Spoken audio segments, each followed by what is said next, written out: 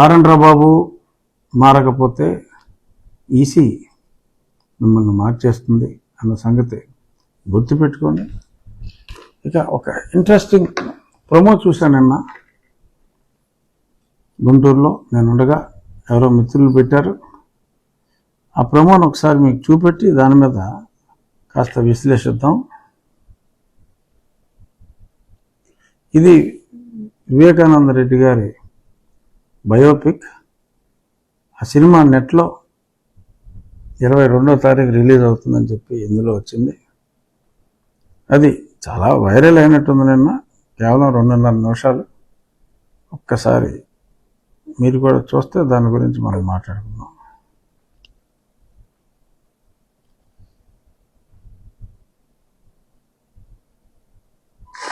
మేము కొత్త పార్టీ పెడతాం నాయన పేరు మీద.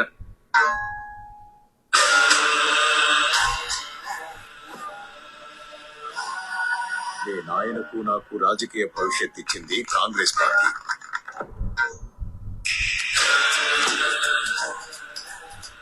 మనం పార్టీ పెడుతున్నాం. I'm going to contest in Pulivendula constituency. నువ్వు కానీ పార్టీలోకి రాకుంటే మేమే నీకు ఎదురు నిలబడాల్సి వస్తుంది. ఇది చెప్పిన మరి పంపిరాడా జగన్ మిమ్మల్ని? ఏది ఏమైనా సరే జగనే సీఎం.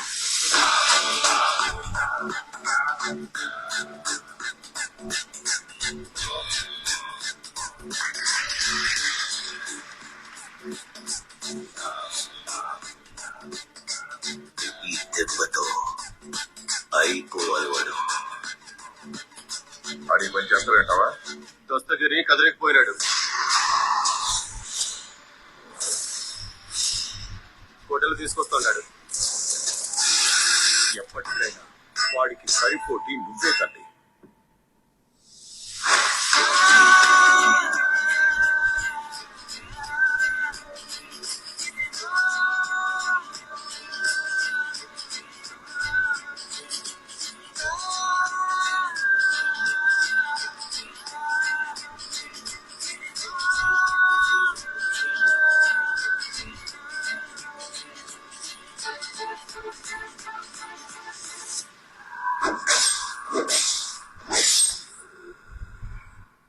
నా కొడుకుని గెలిపిస్తానని నాకు మాట ఇవ్వు వివేక.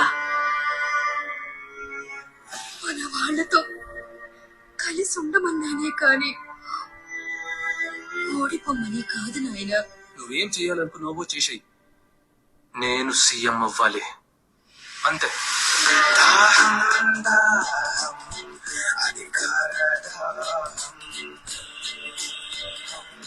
ఆ రోజుల్లో నాన్న ప్రతిపక్ష నాయకుడిగా ఉన్నప్పుడు రాజారెడ్డిగా అర్థం చెప్పినప్పుడు చంద్రబాబు నాయుడే.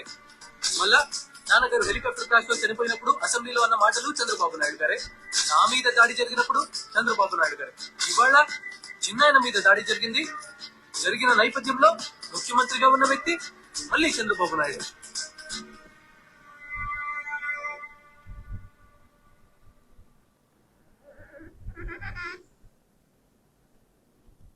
అది చాలా స్పష్టంగా అంటే గ్లాన్స్ మనకి ఆ సినిమా ఎలా ఉండబోతుందో అర్థమైంది.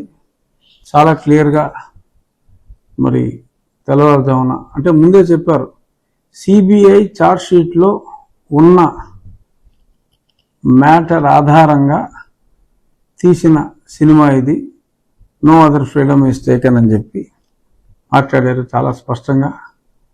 మరి అందులో తెల్లవారుజామున కొందరితో మాట్లాడినట్టుగా సిబిఐ ఛార్జ్షీట్లో ఉంది కాబట్టి దాని గురించి కూడా చాలా స్పష్టంగా ప్రస్తావించటం. అలాగే మరి ఆ కసా దస్తగిరి కత్తి కోసం వెళ్ళాడు అన్నది ఇవన్నీ సిబిఐ ఛార్జ్షీట్లో ఏదైతే ఉందో ఈ ప్రమో చూస్తే ఆ ఛార్జ్షీట్ ప్రకారమే ఇదంతా ఈ చలనచిత్రం తీసినట్టుగా. అది 22వ తారీఖు యూట్యూబ్లో ఏదో పెట్టారు. అందులో ఆ యూట్యూబ్లో డౌన్లోడ్ చేసుకుని చూసే విధంగానో మరి ఏదో మరి ఆ సిస్టమ్ ఏంటో నాకు తెలియదు. 22వ తారీఖు అందరం ఆ సినిమా చూద్దాం. సిబిఐ ఛార్జ్షీట్ బేసిస్లోనే చేశారు కాబట్టి డెఫినెట్గా అది అందులో అబద్ధమేమి ఉండే అవకాశం పెద్దగా లేదు కాబట్టి